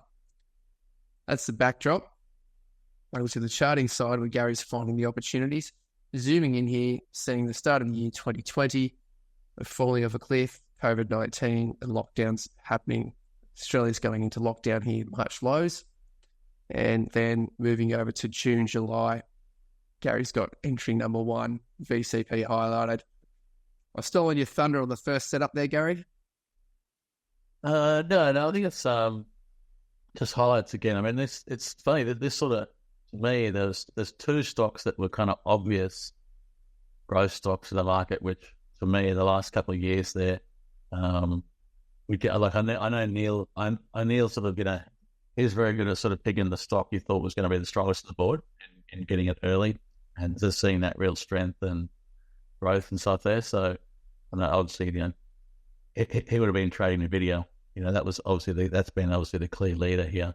But I thought in our market there that the two obvious ones that I thought, which I thought were sort of, again, coming out of that sort of previous cycle of driving just revenue and not worrying about profit. But then this market was worried about profit there. But then, so it's like being those sort of really high growth names that could convert there. I thought 360 and probably Xero were the two most obvious contenders to be the growth there. I mean, the amount of people using 360, I mean, I've got now 3 older teenagers, but when this first came out there, I remember, 1 and 2 parents were using 360 to track their kids on their phones. So it shows you that, the widespread usage of this product there just obviously wasn't making a lot of money initially because they were sort of giving it away pretty cheaply. But then, over time, that the COGS, scale kicks in and then increase the fees and all that stuff. But to me, this is probably the one that I thought was the most obvious contender to be in growth there. So I did trade this one a few times. Had probably some of my bigger wins in some of the years. But if I saw this again, Chris, I hope that I trade it at least 2 or 3 times better than I did the first time there. Yeah, because I really sort of like I didn't trade it very well. So we try and learn it there. So I guess the first thing to me is that obviously again comes on, it's a pretty hot name. I mean, it's got I think there's talk about Google and all sorts of groups potentially taking it over in the early days there, but comes on pretty hot, 479, and it goes down to 150 there. So it loses 2/3 its value. That's the sort of thing with these sort of growth names. They can, you got to wait for them to sort of set up here. As often, oftentimes the first year or two can be pretty hard as well. But it does set up a beautiful VCP there in the end of 2020, and then comes out of there pretty hard there. But it's a good little setup there. There was some okay volume on the break there. There was some volume later on once it started breaking above a few swing highs there. And it did have a pretty strong move. Then it sort of had a bit of a consolidation phase there, and it ended up sort of setting up a bit of a cup and handle there as well, Chris. Even though the handle on the right hand side was fine, I remember sort of seeing this, and I think at the time they were sort of trying to work out whether that was valid. Is it stronger or weaker that it's got a higher right handle? So I don't think it sort of makes too much difference there. But yeah, I think again, it did set up a nice little handle there. I think it's pretty light volume on the handle again. And then came through and had a pretty good move there. There's a few little sort of tight setups as well there, another little BCP as well. And then it does start moving. But that cup and handle is synonymous with those growth names. So once we see those set up on those sort of growth oriented names, then we have to respect those sort of setups. So does have a move up to $6 there. So breaks the handle roughly about 440, 450 there. It gets to $6 pretty quickly. So, pretty nice move, a pretty quick period of time there. So I think I did trade that handle I showed. I can't remember how much I captured it. I have to go back and look at it, but I do remember trading that move. But again, not that well. I think I probably saw a big spike there in a 550 and maybe traded it out there, I'd say, something like that. Probably got in a bit late. and probably didn't scale up. And but yeah, that's all right. We've learned a bit from there. Hopefully, the whole idea is to sort of learn how these things set up and carry that forward, and develop a plan that actually that does ensure that you trade them better. I guess build a process around how these sort of stocks trade and go from there. Well, what we've got on this chart, we've got middle of May 2021. As you said, we topped out at just over $6. We're pulling back to about $5.15. We've seen the cup and handle VCP highlighted in yellow on the right-hand side. We move into the next chart, remembering May 2021. And now we've got May 2021 just on the left-hand side. We've seen this, you've got this horizontal beige-coloured line, which shows us that topping out at $6. And this is where we're zooming into the chart. The VCP's on the left and the cup and handles to the left off the screen now. So it says, I'm going to say, it's set up a cup and handle, and then it broke out and it ran to $6. And then at $6, it makes another cup and handle. So basically another sort of little, has a nice little sort of round off there, has a little handle. This one's probably a lower right handle rather than the upper. So the last one was sitting above the old high there. Yeah. Where this one here basically made a nice little tight, there's some congestion just under the high there. So looked pretty good as well. And then the whole thing did break out there as well. Just for the viewers, I'm not sure if the highlight and the cursor is showing up. You're talking about the end of May, the start of June on the left-hand side of the chart here, aren't you? Being congesting under that horizontal bar. That's the cup and handle. Yeah, that's right. Yeah, which in hindsight now, wish I'd probably made that a little bit larger for everyone to sort of see there, because I think it is a nice little it is good cup and handle. And then so you've got the entry there, but it passes through that handle, or handle then breaks out, and then you've got the spike up, and then you've got another entry, which is that box that you've highlighted. Is that pushing a 52-week high? What's your trigger on that entry in that box? That's sort of the June-July box. Yeah, I think at the time, Chris, I was looking at this, is that I thought made a lower right handle, and then it pushed above, broke above here, then it came back again, and then I thought, maybe that wasn't the handle, maybe this is the handle. Because I was probably at the time, I was probably learning about what really was a cup and handle, what the readings are, and I guess having looked at these setups for the last 3 or 4 years now, it doesn't really matter if it's a lower handle or an upper handle. What's more important is that you do get that tight congestion and the volume drops off, and they get the congestion under high, and then you break out of that little congestion zone there. So I'm sure there's probably some stats around it there. Bulkowski sort of got probably one is slightly better than the other, but at the end of the day, these sort of growth names, they keep making those sort of same setup. So whether it's a lower handle or a slightly higher handle there, they do sort of keep breaking those setups there. So I think once you have that sort of consolidation there, I like to look for a little B-wave break. So I like to look for at least a little lower high in there.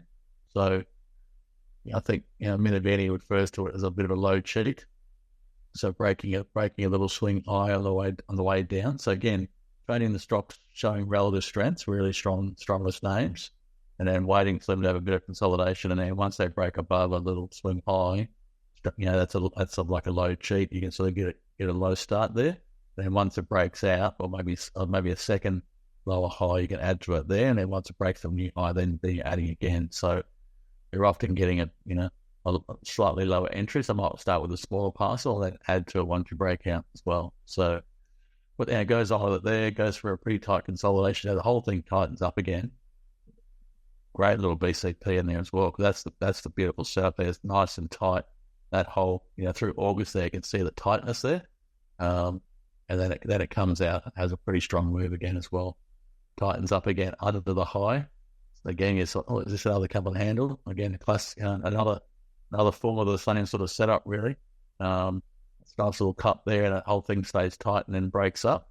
Has a bit of a move, but then does sort of break back below. So that would have definitely sort of stopped you out there, momentum trader, because it broke the 10, the 20, and did break the swing low as well. But all that did was, that's the classic undercut, Chris, as well. So if we think about that undercut trade, which that's one that I've introduced, is those sort of really the strongest names there when they come back and undercut the previous swing low and recover. I think by day 3, if they've only sort of undercut it for one day and then they stayed in a position of strength after the 3rd day, that's a place to be looking at adding them. So I had a pretty good move after that. Has another pullback. Again, it sets up another cup and handle. Has that sort of run up there and at it sort of like a nice little tight consolidation. Pretty sure there's pretty low volume on that. If you drill into that, hard to see here, but I can tell you that handle had extremely light volume. So again, it rallied pretty hard off that low, and the handle was pretty light volume there. And you can see once we come out of that handle, the thing goes from $9.40 here up to $13-14 there. So I had a really, really strong move there. So again,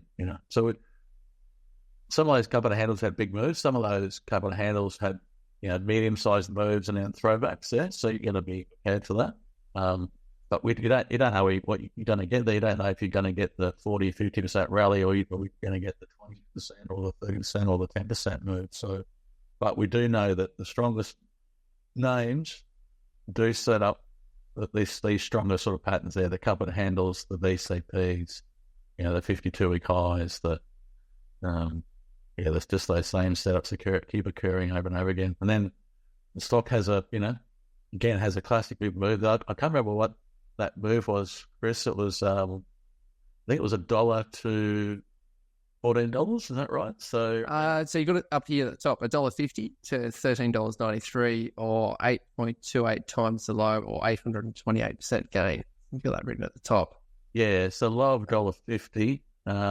Yeah. So so it's a cool 800% from the low there. So it's a pretty decent move. So that's a big move there. Okay. So stock has this is one minute. If you haven't sort of been following our station for a while, channel for a while, but the 50-80 rule there is, it's just such an important one there. So we know 80% of these stocks, they'll have a 50% drawdown when they're done.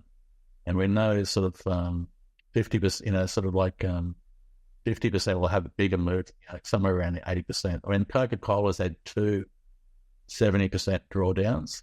McDonald's has had 2 70% drawdowns. So this came back 83%. It's not unusual to do that. That's the thing. That's quite common there. But we prefer to sort of see that hold up. The strongest names tend to not have the bigger corrections. They only come back, say, 50%, and then they can sort of go again. But we can still come back there. I mean, Amazon, the strongest stock on the planet, Chris, arguably, at one point, had a 96% drawdown. So before it went crazy again. So if we think this 360 drop is big at 83%, Amazon just went even further in the tech wreck. Yeah, Amazon went from sort of like 103 down to 6, something like that. You head around that. That's, it's sort of, yeah. And people say, you buy these good companies, it doesn't matter when you buy them. Well, if you would have been, if you bought them at 103, it would have been 8 to 10 years before you were broke even. Yeah, I'd say a really committed investor. Like that's a lot of conviction to hold through that pain. Yeah. But so this drop here, 83% from the highs to the lows, most people have written off. They've said this thing is over. If they don't know the context of what you've just talked about, the 50-80 rule, they don't have the examples of McDonald's, Coca-Cola, or Amazon. They say this is over, this is done and dusted. It's a dog that's had its day in the sun. Yeah. It's yesterday's hero. Plenty of people were saying that, Chris, exactly how you laid it out there. Plenty of people, actually, I would say 95% of people were saying exactly that. And I think I probably was saying at the same time, yesterday hero, if they led the last rally, they're unlikely to be a follow-up and lead again.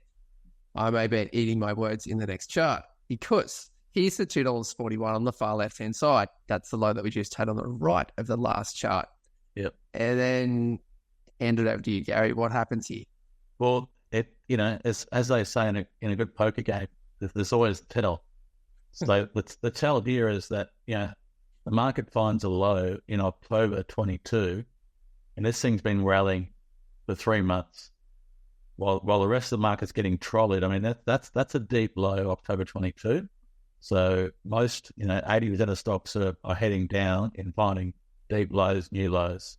So this stock's been rallying for 3 months out, but prior to that market. So in the face of strong selling across the board, the stocks had a pretty strong rally. I thought, wow, this is one of the weakest stocks there that, prior to sort of June there, the stock's showing some relative strength there.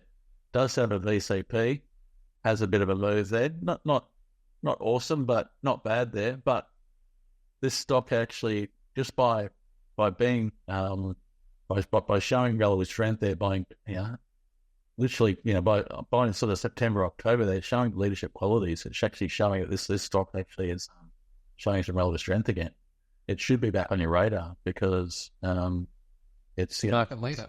The market leader is actually sort of standing up here when at the most important time when leaders typically do stand up. So has a bit of a pulls back there. If you remember, basically after October 22, the next low was March as well. So that was really the next lower market there. So a lot of stocks would sort of come back in there. So it did have a pullback into that same period that the rest of the market was having a time there, but it had showed strength where the market was very weak there. So that was sort of alluding to this. There's something going on with the stock here. And then we get a beautiful VCP breakout there. We know it's a nice little tight congestion there. The thing I love about this, Chris, is that if you look at that low from, say, $2.40 up to $7.43, the pullback stayed in the top half of that chart as well. So the weakness is basically, so it struggled to go down. It stayed in the top half. So I love seeing that sort of setup personally. Then it sort of shows me that the sellers are struggling to push this down here. That's had a really strong rally off the lows, and it leaves it in a position of sort of strength there. We saw basically, volume dries up on the pullback. And then as we get near the pointy end of the low here, we start to see volume start to really increase there. So we see accumulation, sort of almost like exhaustion of that low. Price tightens up there. We're just seeing volume getting mopped up there. It's like, oh, hold on, there's something happening here. And then we break out of that zone there. It takes a little while to get going here, but then once it does, it really heats up there. And then the volume really kicks on there. We even sort of gap up there. I think there might even be a game changer trade in there. Some news that comes out of an earnings there. And I can't remember that. I can't remember if that's the sort of, that may have been the day that they basically sort of said that they're basically sort of moving towards break even there. Yeah. So sort of basically telling the market there, we're no longer just a revenue model. We're now going to be moving towards profitability, and we've tightened up our costs, increase our fees, and we're going to be start making money very soon, if not, right on our doorstep there. That's when the stock gaps up and then runs there, has a bit of tight congestion and then keeps running there. So a couple of BCPs in there, a couple of little congestions there, but it doesn't really break a swing low along that way there. So again, if you're a short-term momentum trader, you're probably trading that different manner there. But if you're a long-term investor, they're probably just using the last swing low as a stop there as well. Does sort of tighten up there. It looks like it might be set for another move there, but then it breaks down there. The only tell about that, Chris, is it gets a little loose, okay, at the top. So really, if you see most of the stocks here, and this is sort of one thing McLaren needs to talk about there, is that, volatility normally comes in at one of two places. Normally comes in at the low or at the high. So when you start to see that sort of volatility, maybe getting a bit wide, a bit looser there, you got to ask yourself, is this accumulation or is this distribution? Is this a high or is this a low? And that can be, if you've seen a really, really strong move, it had a really strong run, then you start to see a bit of volatility there. That can be a little bit of a tell as well. So you would be, as much as it starts to VCB tighten up here, you should be running pretty tight stop in there just in case. And it doesn't end up actually breaking above a B wave, but anyway, it ends up breaking down. So, and then we go through a bit of a corrective phase. I mean, anyone, if I follow cycles, and then like this has gone from high to high 90 days to sort of from high to the next high. That's normally not so good. It usually means we're going to go for at least 2 or 3 months down from there, but we'll just see what happens there. I just didn't like that setup, so it looked like it was going to be more congestion from there.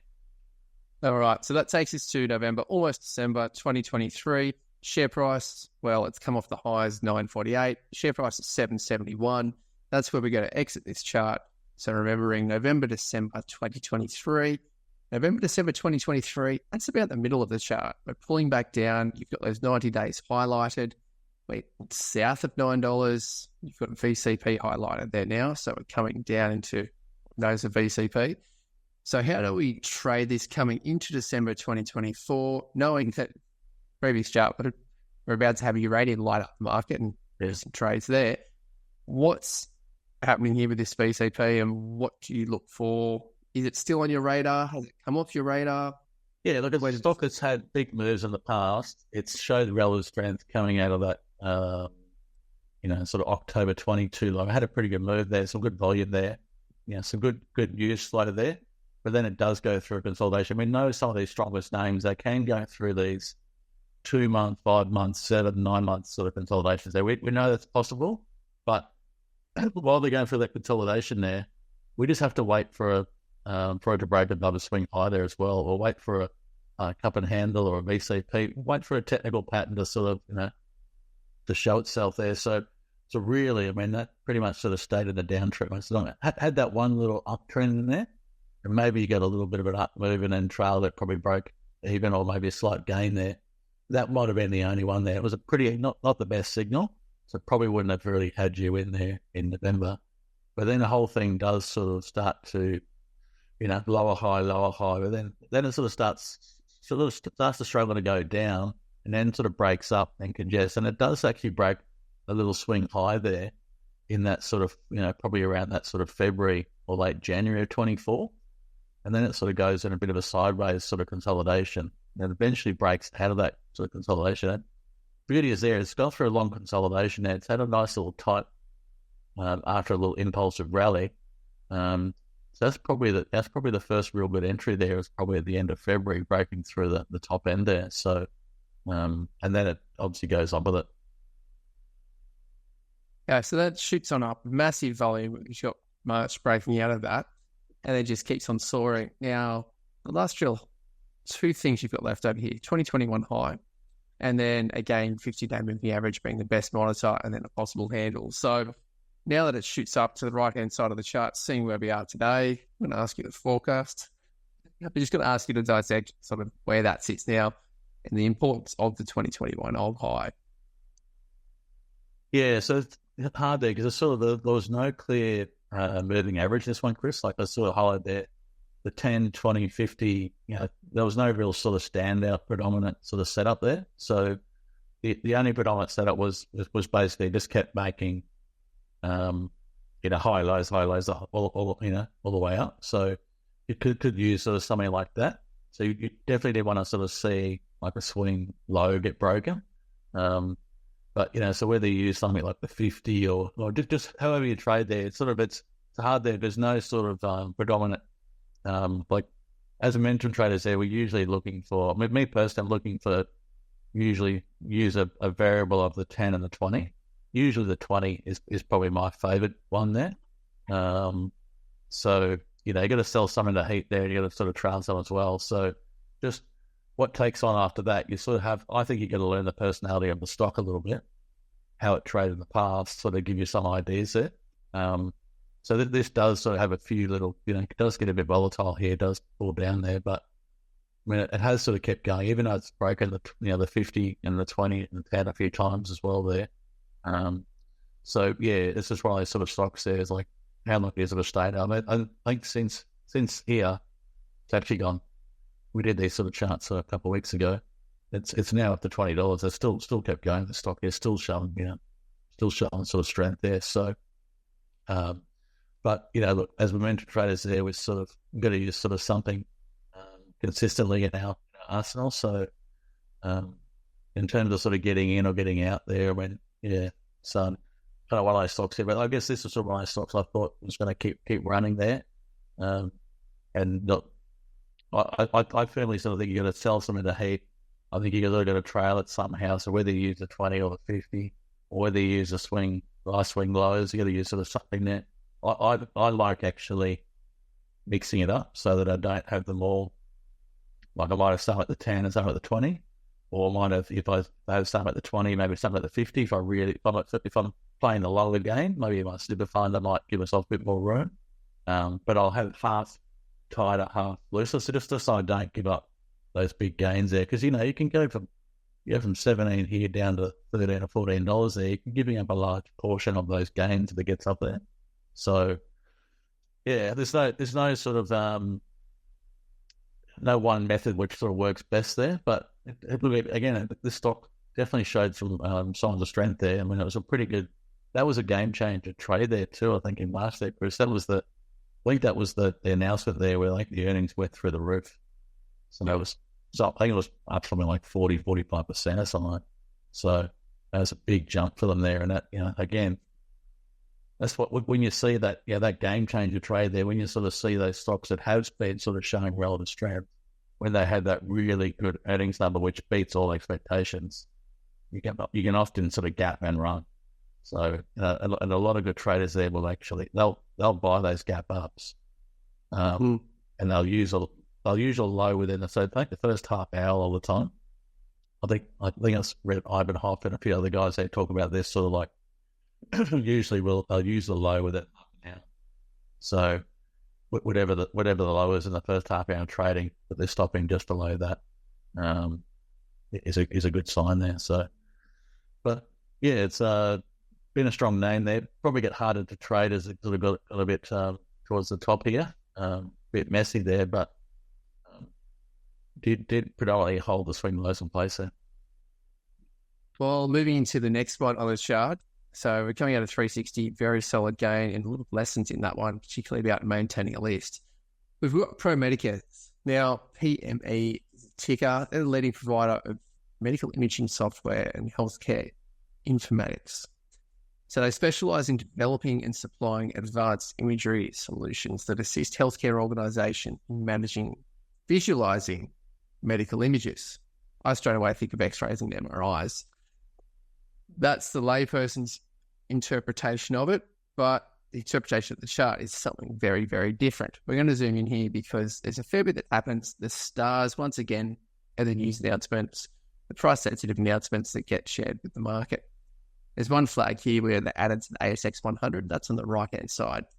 We're quickly moving through. So we're working from the period of pretty much October 2020. And we'll quickly get through these 4 years because it's a lot of contracts being signed here. This is where a PR or investor relations company's dream is having consistent updates of signing new contracts, new deals, new revenues, and particularly ongoing revenue, which PME is a master at.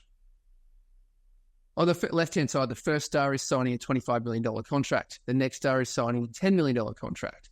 And then they're signing 8.5 mil renewal deals. Then the details start coming through consistently. They've changed their headlines. They know what the market wants to hear. They've signed $18 million contract over a 5-year deal. The next one's a $40 million contract. That's congested on the left-hand side. But they're signing $40 million over 5 and 7 years. The market starts to like this news significantly. Next star that we see here, sort of in the line, we've got the 5 on the left, 7-year contract, $13 million. And then they report a 19.5% increase. This is the E down the bottom, E, and then the dividend after it. So the third E in from the left. $19.5 million increase in revenue and $67.9 million. 37% increase in net profit, which becomes $30 million. So their margins are staying roughly 50%. We're going to see that pattern all the way through. August 22, full year results, revenue increased. So remembering this period that we're seeing here, we do have the COVID years, lockdowns, hard to sign contracts, hard to get around and close deals. August 22, financial year results, revenue increased 37.7%, $93.5 million, and a profit of 44, just under half. So they're increasing. Then they signed 3 more contracts just after the earnings announcement that we've got in the middle of the screen. And then all these dots that we see listed in between up until the February 23 results, more contracts, 15 years, 7 years, 15 million, 7 years, 12 billion, 8 years, 25 billion, 7 years, 20 million, 7 years. They also announced a share buyback, which does coincide with the share price falling. Odd that one is its normally support. But then they do come into their reporting once again in February. You can see the earnings E down here. 28% growth for revenue, reaching 56 million. Net profit, 31% rise, 27 million. So they're seeing their numbers consistently improving. 24 million contracts, 7 years, $140 million contract over 10 years. That sees a massive jump. Another contract, 20 million, 8 years, which coincides with them rallying back up to test those highs once more. This one's interesting because we see it twice in this chart.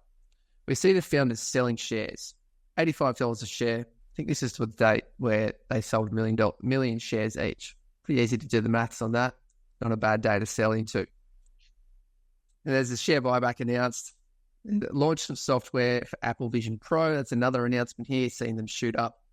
Earnings once more. We're going to scroll down so you can see the date here with the huge volume spike here, earnings.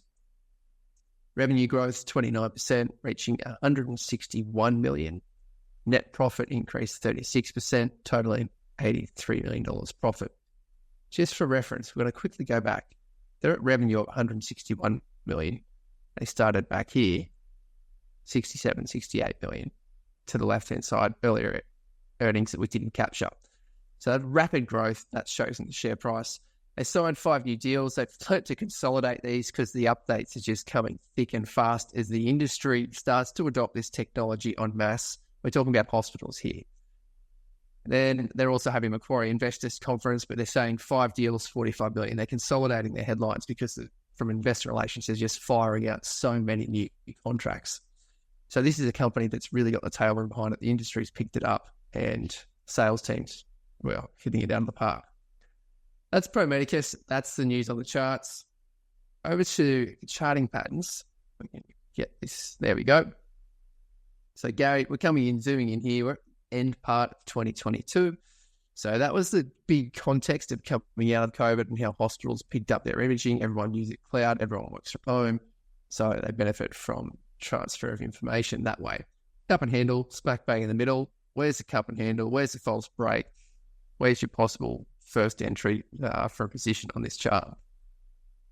Yes, this obviously had been a strong name for quite a while there, Chris. So I guess I thought of go back and look at the bear market low there. Obviously October 22, just to sort of see was this sort of stock showing relative strength versus the market at that point? And obviously of course it was. So again, like 360, it actually had been rallying pretty hard there. So from it's funny how these leading names there, they tend to be rallying the last 3 months. So everything else is getting sold off. The strongest names often getting bought up while the market's sort of getting sold down here. So you can see here PME has had that pretty strong bounce off the June low and really stays pretty tight too. Again, this is probably even stronger than 360, which probably came back about half the range. It's just probably come back maybe a third. Might have even stayed in the top, 30% of the range here. So really doesn't really come off that much. Stays pretty tight there. So you do get a little undercut of the low there. But you do get a bit of a cup and handle there. It does have a bit of a breakout. That handle's a little deep, so it's probably not the most beautiful handle. And it does sort of come back into the range again. But it does sort of set up another little bit of B wave in there. So I like to sort of see, break a little bit of a sort of lower sort of high in there. That's probably the first little entry in there. So, look, you might have got that little VCP off the first low in October. You might have sort of got one in December there. But probably the best setup was the VCP in May of 23 there, where the whole thing sort of having showed strength, went through a bit of a consolidation there, and then it did sort of break out of that little tightening range there.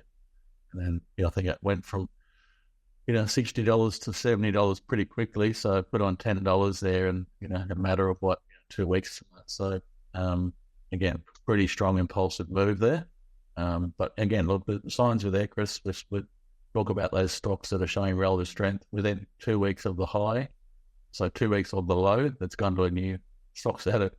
It's gone to a new high. So those are the telltale signs there for those leaders. So yeah. And, this sort of stock does sort of keep setting up here. It's been an amazing stock here, really. Yeah, probably one that I personally, I think I've only traded it once, I think. Yeah, there's not many people probably, this is one of those stocks there, there's probably a few people out there who've actually bought it and lost money. So, but there's not many of those stocks around. So you're right, there aren't many, but I know the chart gets better. So here you've got June 2023, we've got that nice red highlight in the volume down the bottom. So when we move into the next chart, your false break undercut, come out of the VCP, crack $70, that's your high. And we move this over. That high, that red horizontal line continues for $70. Cracked it, so June, July. And then you shot up $70, you're pulling back. And this is sort of like a wedge formation, coming back onto the red line, which is the 50-day moving average. And you're pulling back in there. So how do you grab a possible entry out of this July-August transition? Is it the David Ryan congestion under the recent high, but isn't quite the all-time high? How do you trade this possible entry? Yeah, me personally, I don't know if because that's come back quite sharp. Like you would normally, you would like to sort of see a correction more like the September correction where it, trades in a corrective manner. This comes off pretty, that 60 to 70, it's come back to what, $62 there. So it gives up, 80% of those gains there pretty quickly. So that's probably not ideal. That's not what you're going to see. So it then does sort of strengthen up a little bit and then consolidate sideways. And that's to me, breaking above that little B wave, that's probably the first zone. Me personally, that's the way I look at these things. So I want to see a sign of strength there, and then a bit of a consolidation, and then break above that little high there.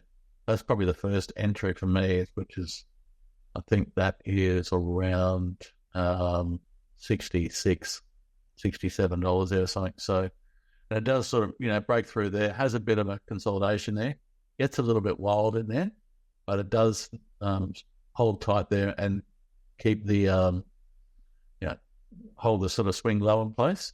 It then goes through another sort of consolidation there, which is sort of interesting. That sort of, that's the whole thing is sitting on top of that previous high. Sort of did sort of try to outline that with a red line there. That's the old sort of originally move, and then it has sort of consolidated just above that. So I think that's a good sign that it's actually consolidating on top of that previous high there. And then we do get a bit of a game changer, some pretty positive news there. I'm sure it's like an earnings jump there. The stock gaps up and then runs pretty, again, like a lot of momentum traders will trade that good news. Get that sort of news which is sort of considered to be sort of game-changing news, where you get very good news and you think the market was sort of wasn't expecting that, and then you've had that momentum there. Those sort of stocks will tend to go on there. So again, that stock went from $75 there to $84 there in a matter of 4 or 5 days there. So I know sort of a lot of traders do look for that sort of trade there.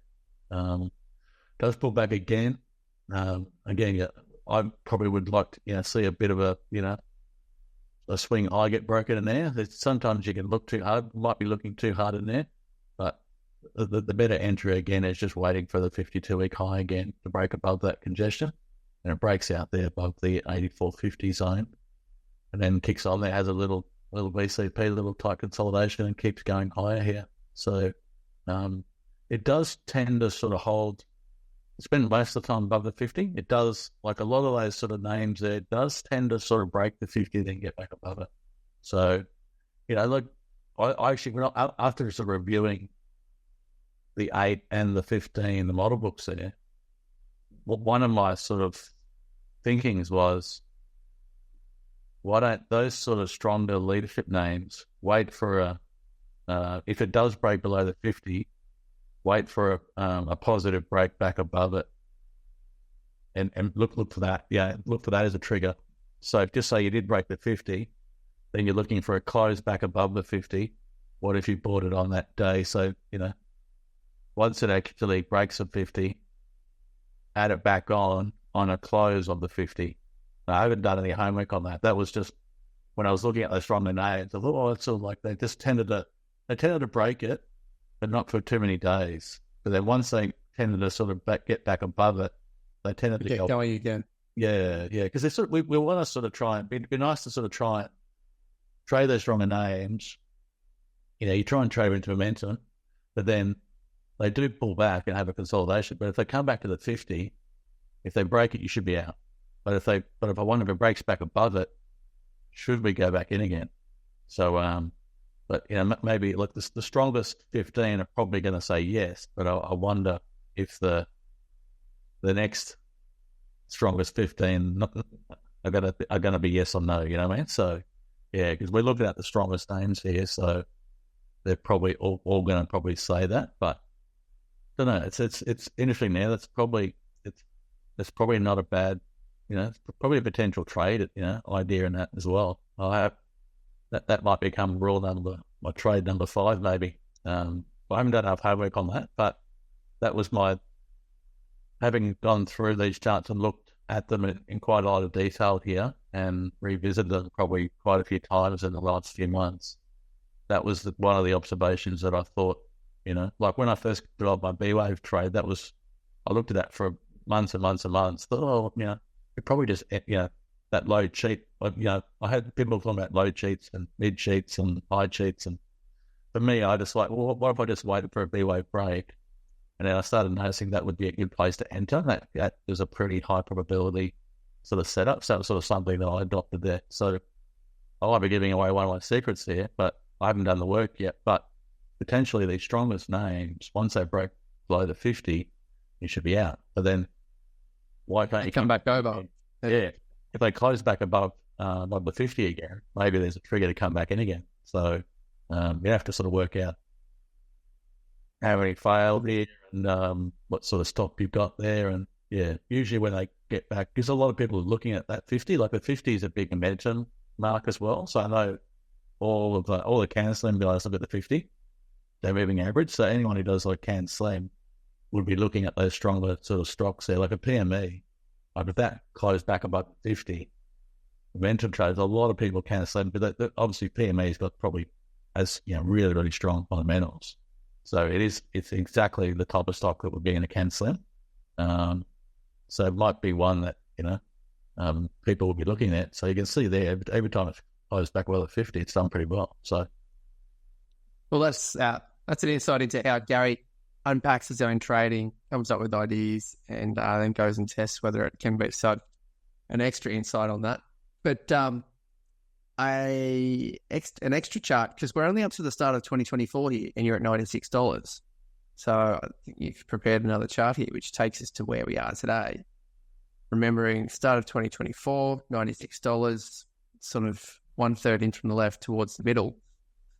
And then we get a fair bit of volatility. So you're talking about crossing the 50-day moving average. You've come back under it, tumbled through it quite quickly. Within one session, you've come from the 10-day moving average to close under the 50-day. You probably stopped out.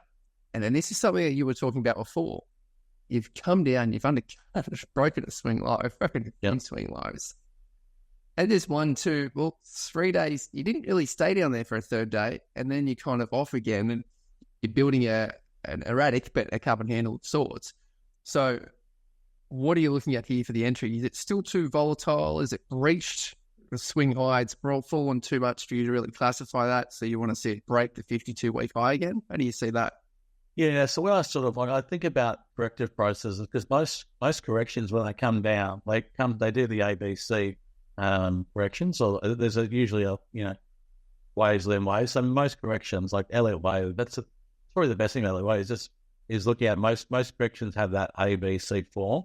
So that's what I mean by B-wave break, is that, I'm looking for it to break above that sort of B-wave on the way down, like a lower high there. So sometimes they're more obvious there.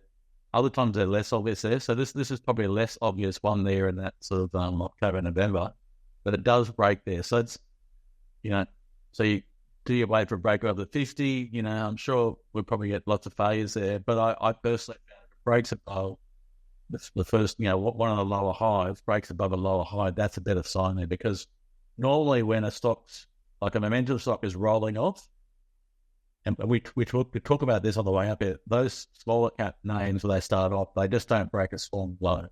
So they keep making high, low, high, low, high, low. So when the momentum names roll off the other way, then they keep making lower high, lower high, lower high. So we only want to basically get long a momentum name again if a lower high gets broken.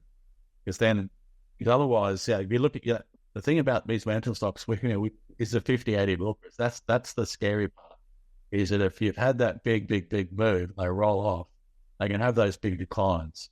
So they'll often make the lower high, like, might make 3 or 4 lower highs and then really accelerate down. So that's why I probably like the B wave break more than I like the 50-day moving average being broken, because breaking above a lower high, to me, suggests a change in character. And because I know that sometimes those sort of, you can see a bit of a break up there. You think, oh, this looks pretty good. But then all it does is have a bit of a rally, stalls at the last high, just under it, and then rolls off and then goes again.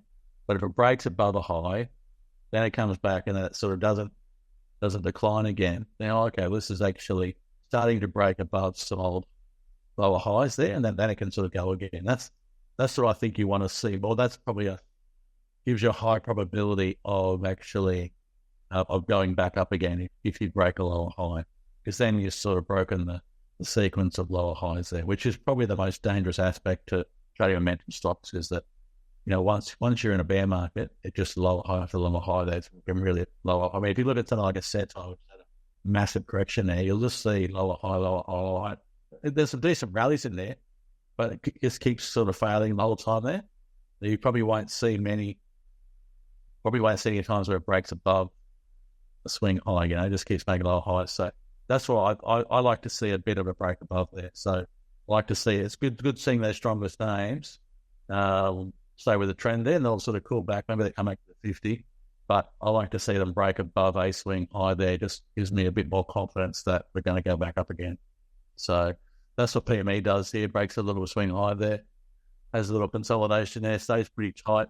I did talk about the 50 there being more prominent for PME, but when it does motor, it does tend to hug the 20 a bit. And if it gets really vertical, can do the 10, but probably the 20 is probably better for the stock here. Does have a big cup and handle there. It gets a bit loose up there. So that might have been a pattern there, be personally seeing that, because that's probably the biggest correction of the move there in February 24. That's set a correction which is probably larger than all others. So that would have me on probably high alert that would have tipped over, because that's what McLaren often referred to as like an overbalance of the trend. If you get the biggest move there, like you want to see corrections, you want to see pauses there, but you want them to sort of be the same sort of size or be similar in size. What you don't want to see is see a bigger move. That increase in volatility can be a topping pattern, and a lot of when you see that big overbalance, like just say that correction is twice the size of any other correction part of that move, that should be a bit of a warning for you that it might have tipped over here. The beauty is they normally go back and retest here. So this one went back and retest, started to peel off here, so it probably started to look a bit vulnerable. So I wouldn't have even touched this here because of the volatility there. But then it eventually does break out on the top side here. That once it goes to a 52-week high, okay, this is obviously wants to keep going here. It's used up a bit of time here. Then gets a little loose at the start there, but doesn't break a swing high and moves higher again. There's another little VCP up there around that 130, 135 mark. Has another little move there, but yeah. But again, it fails and breaks out, and then gets hit back down under the 50, right? Goes to a new high and stuff there. Yeah, I mean, like for me personally, these are sort of dailies there, but yeah, I mean, you can use different things there, whether you use the 10 or the 20, or in the old days I used to use 2 days, so I didn't want to see it. I like to sort of see the low. If it's a momentum stock there, I would like to sort of see it break or low from the last 2 days. So I know they have consolidation stuff there, but that's, it depends on the short-term nature of your trading and stuff as well. So, if you're a weekly trader, you're looking at probably something, longer time frames. The interesting thing about O'Neill used to just look at weeklies originally. So he used to look at dailies. So that's how he sort of started off there. But Nicholas Davis was days or weeks behind, but he was still able to make millions while dancing on a cruise ship. It's all possible. It's getting the patterns and setups right, psychology right, and knowing what the market leaders do. So with these market leaders, this is halfway. We've crossed halfway over the 15 that we're putting together for the model book. Gary's talked about a whole lot of setups. He's talked about the market and momentum leaders. If you consistently want to be seeing the top momentum companies on the ASX, that's the 30-30 list. And then also potentially the ones that are coming back. They've already been leaders, but they're resurging again. That's where they can show up on the Launchpad once more. Gary does that on Fridays, so you can subscribe down below to see the videos or join and get the same report at the same time Gary does. Gary, that's a lot of companies. 5 detailed breakdowns of 5 of the top companies on the ASX. We say thank you very much for sharing the wisdom with us, and we'll come back again for the next video, which will be another 5 companies to complete this model book. Thank you, Gary Glover from Novus Capital. Thanks, Chris.